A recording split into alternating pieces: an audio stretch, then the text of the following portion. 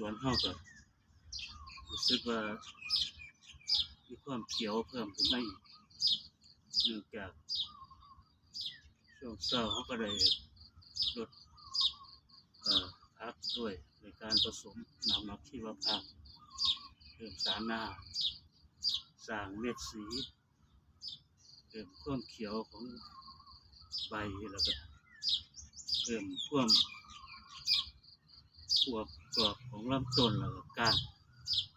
ในการใช้น้ำหมักชีวภาพผสมกับน้ำสะอาดมาลดในช่วงเช้าพอสายมาแสงแดดออกพักก็สิ